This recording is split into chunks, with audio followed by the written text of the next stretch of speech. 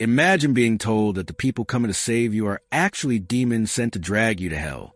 Imagine believing, with every fiber of your being, that death, even taking your own life, is a luxury compared to what will happen if you are captured.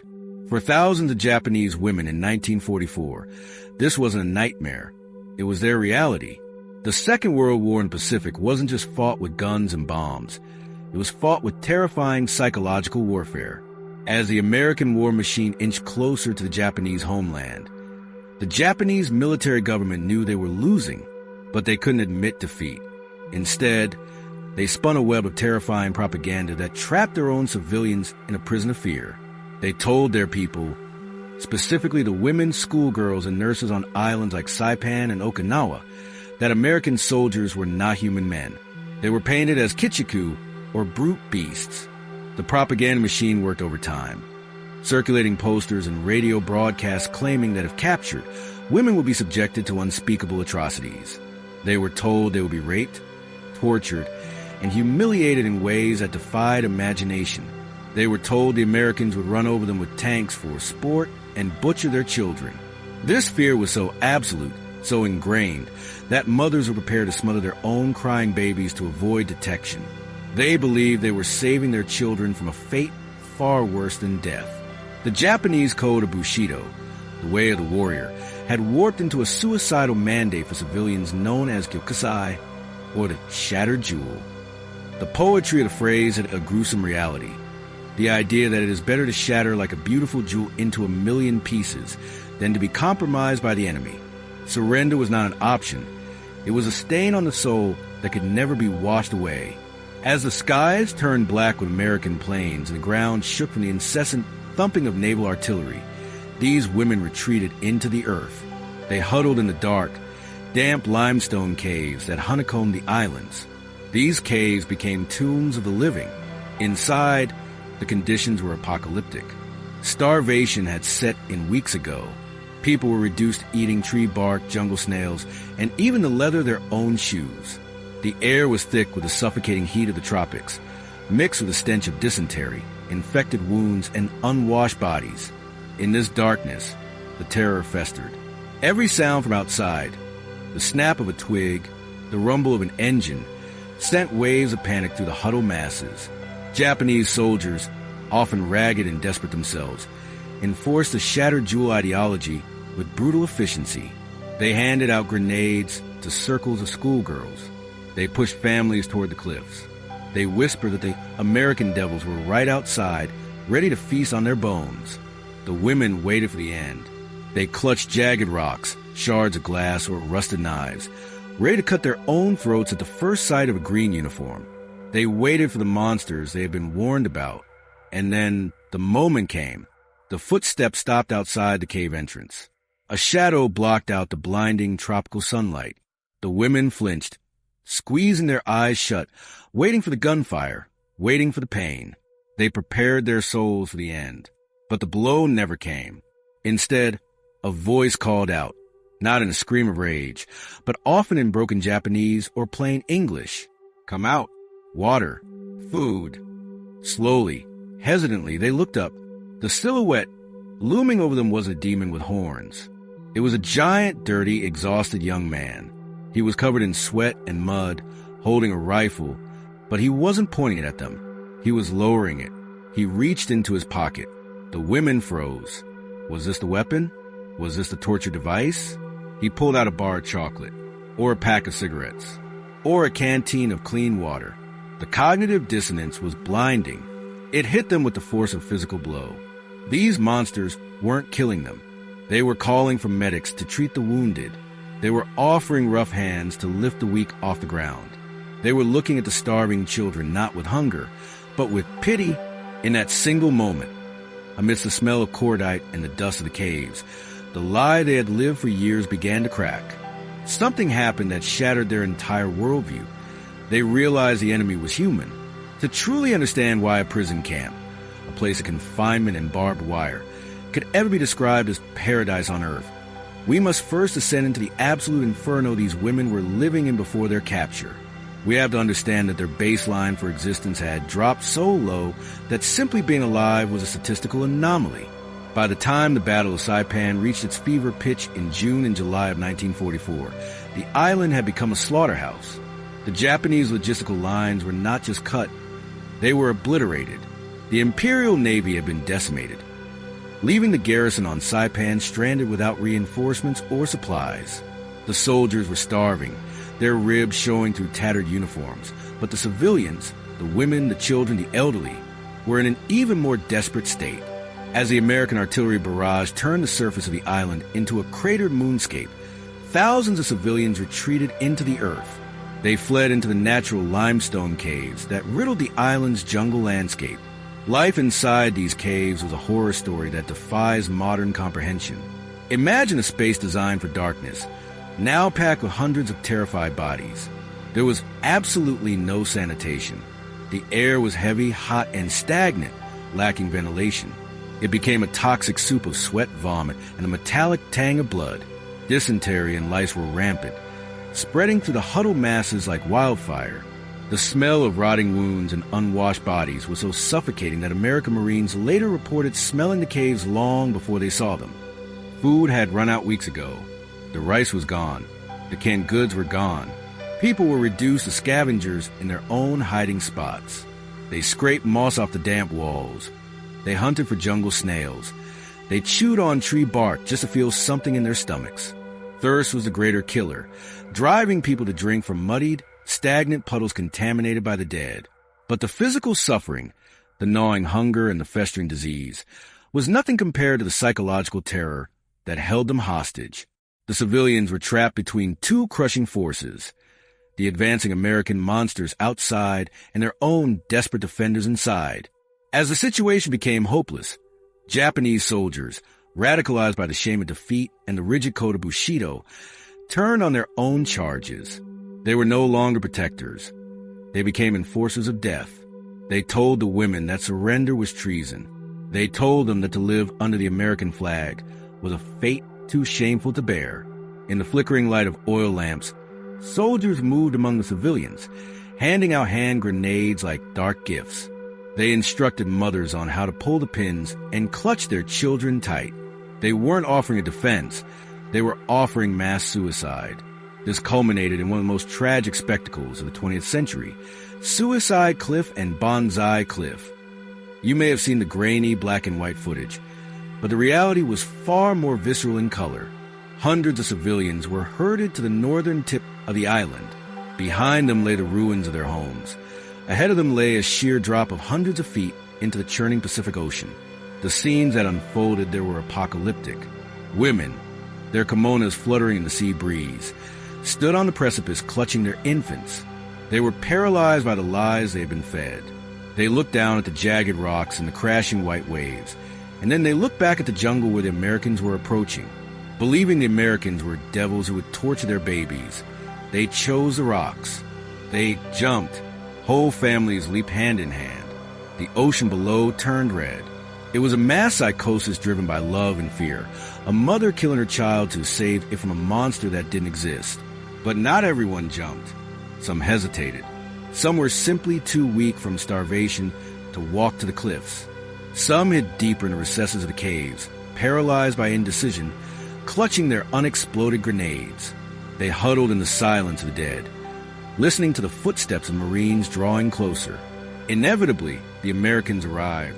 They didn't just storm in with flamethrowers blindly, though that happened in the heat of battle. Many times they paused. They used loudspeakers. They brought Nisei interpreters, Japanese Americans, to plead with the caves. "We will not kill you." The voices echoed into the dark. "We have food. We have water. Please come out." For those huddled in the filth, hearing a Japanese voice offering life instead of death was confusing, terrifying, and the first crack in their nightmare. This is the turning point of our story.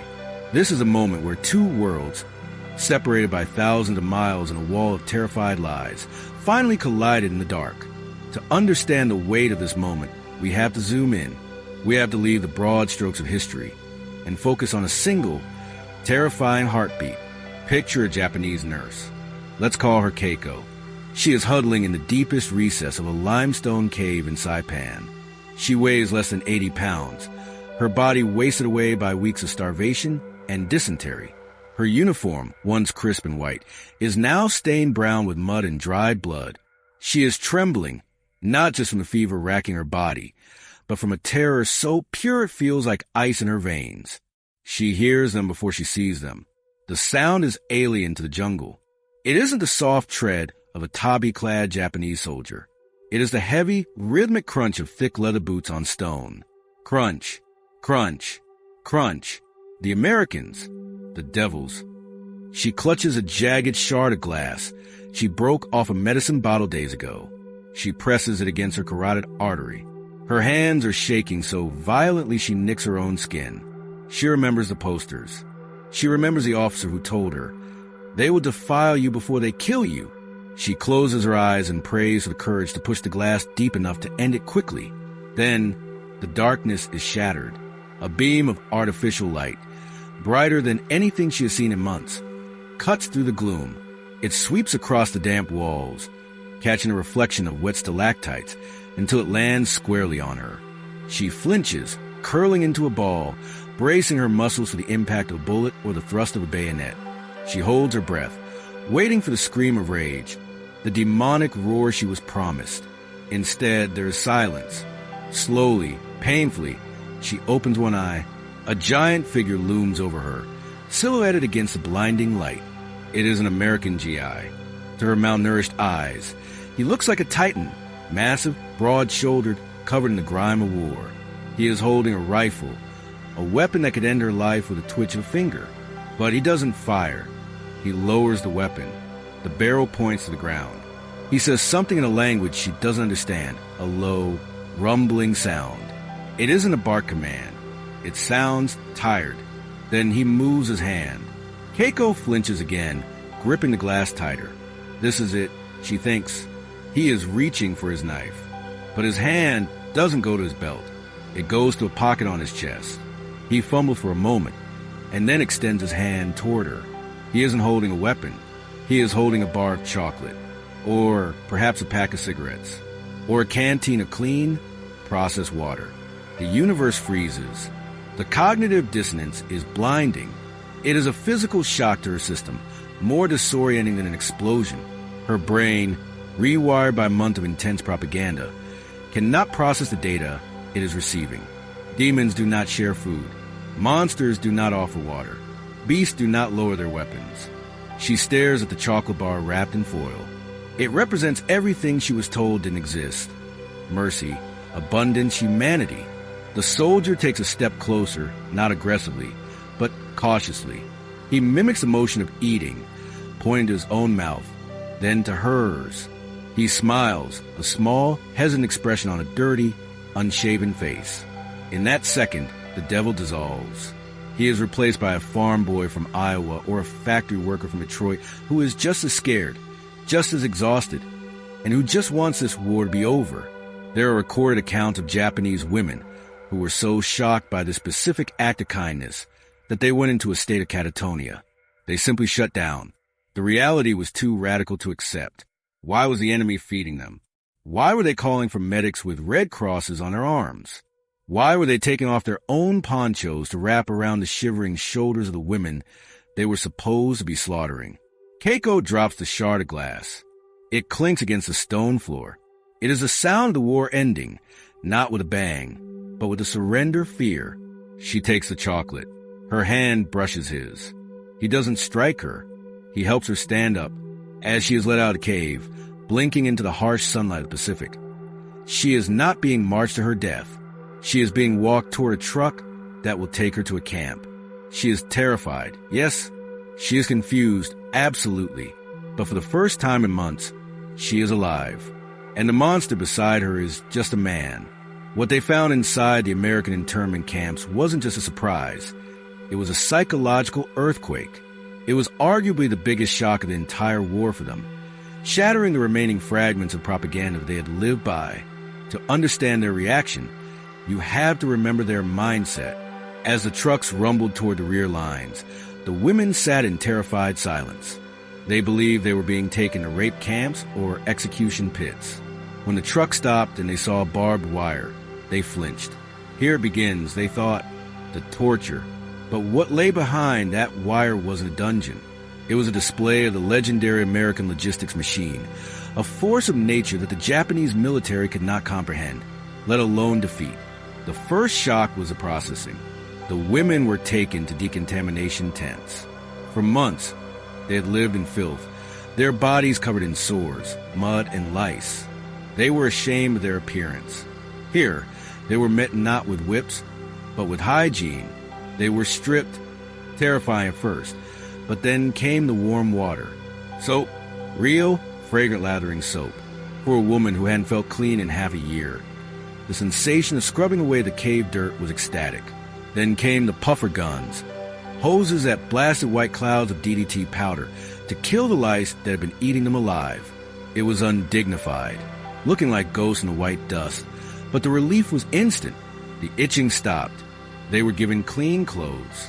Since the Americans hadn't planned for thousands of female refugees, they were often issued oversized military fatigues. Picture a petite Japanese woman, swimming in a shirt meant for a Texan Marine, rolling up the sleeves 5 times just to find her hands. It looked comical, but the cloth was dry. It was sterile. It didn't smell of death. Then came the food. This was the moment that broke many of them. In the Japanese Imperial Army, a frontline soldier was lucky to receive a handful of moldy rice and a pickled plum. Starvation was a standard operational condition. In the American camps, the women were marched into mess halls that smelled of grease, salt, and meat. They were handed metal trays and given 3 square meals a day. And this wasn't gruel. It was Spam, salty, fatty, rich meat. It was white rice, mountains of it.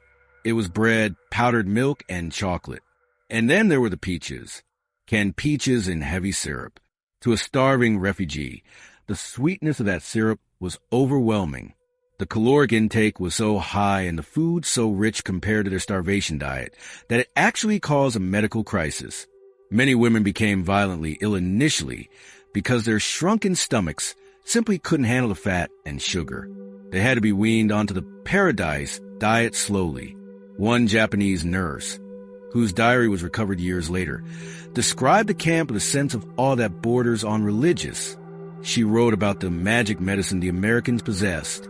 In Japan, antibiotics were precious rarities reserved for high-ranking officers. Here, American doctors moved to the wards treating infected wounds with sulfa drugs and penicillin as if it were water. They healed cuts that the women assumed would kill them.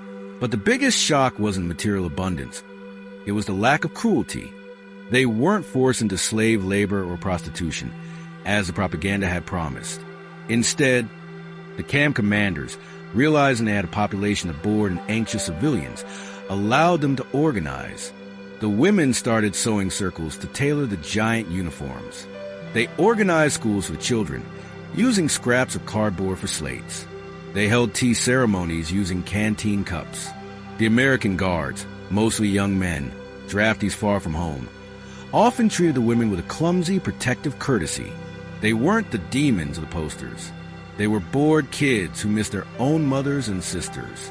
They would pass cigarettes through the fence, play catch with the Japanese children, or show the women photos of their sweethearts back in Ohio or New York. To a woman who had spent months in a dark cave expecting to be murdered, sitting in the warm tropical sun, eating a can of peaches, and wearing clean, dry clothes wasn't just relief. It was a complete inversion of reality. It was, as many survivors later describe it in hushed tones, paradise on earth. However, this paradise came with a heavy price, the death of their loyalty. As the weeks turned into months, and the women regained their physical strength, a new, volatile emotion began to take root in their hearts. It wasn't gratitude, and it certainly wasn't relief anymore. It was anger, but this anger wasn't directed at the Americans who were guarding them. It was directed entirely at their own government. They realized, with a sinking feeling in their guts, that they had been lied to on an industrial scale. The propaganda about the American devils hadn't been a mistake. It was a fabrication designed to control them. It was a tool used to ensure that civilians would choose death over capture, saving the military the trouble of feeding them or protecting them. The women would sit in the mess halls, eating Spam and white rice until they were full, and then look out at the well-fed American GIs playing baseball in the yard. Then the memory would hit them. They would remember their husbands, their brothers, and their fathers still fighting in the jungle just a few miles away. They knew those men were eating worms and tree bark. They knew they were dying of gangrene and starvation because their leaders refused to surrender. They realized their loved ones weren't dying to protect them from monsters. They were dying to protect the pride of old men in Tokyo who would never see a battlefield. The shattered jewel wasn't poetry. It was a waste of human life. When the war finally ended in 1945, the camps were dissolved and the process of repatriation began. This was the final, cruel twist of the knife. These women were loaded onto ships to be taken back to the Japanese mainland. They were leaving the safety of the camps to return to the fatherland they had been taught to worship. But the Japan they returned to was unrecognizable. While they had been eating peaches and learning English in the camps, Japan had been flattened. They stepped off the ships into cities that had been firebombed into ash. Tokyo, Osaka, Kobe, vast swathes of these metropolises were gone. The population was starving. The people who had not been captured were skeletal, dressed in rags, scavenging for food in the ruins. The contrast was jarring. The POWs, ironically, were often the healthiest-looking people on the dock. They had clear skin. Some had even gained weight, and they carried American supplies, blankets, canned goods, chocolate, that made them the envy of their starving neighbors. They carried a secret burden, a heaviness of the soul that they couldn't easily share. They were returning to society that viewed surrender as the ultimate shame. Many families had held funerals for these women, assuming they had died honorably on Saipan. To return alive was confusing. To return healthy was almost suspicious. They walked through the ruins of a broken empire with a perspective that no one else in Japan had. They knew the truth. They knew that the enemy wasn't a demon. They knew that the honor of death was a lie told by leaders who, in the end, surrendered just like everyone else. They survived because they were captured. They lived to tell the story because the enemy treated them with the humanity their own government had denied them. The safest place for a Japanese woman during the bloody climax of Pacific War hadn't been in a Japanese bunker, but behind American barbed wire. It is a strange, almost uncomfortable footnote in history that a prison camp could be remembered fondly. It challenges our binary understanding of war, good versus evil, captive versus captor. But the story of the female POWs of Saipan serves as a powerful reminder. In war, the first casualty is truth.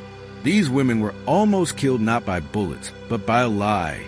They were saved not by a miracle, but by the simple decency of ordinary men who refused to be the monsters they were painted to be. It forces us to ask a difficult question of ourselves. What do you think?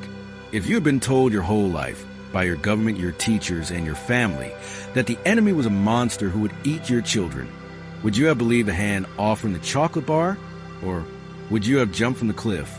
War makes the unthinkable seem rational, but sometimes humanity breaks through cracks. If you enjoyed this deep dive into the hidden history of World War II, please hit that like button and subscribe. Let us know in the comments. What is a piece of history that completely changed your perspective on a war?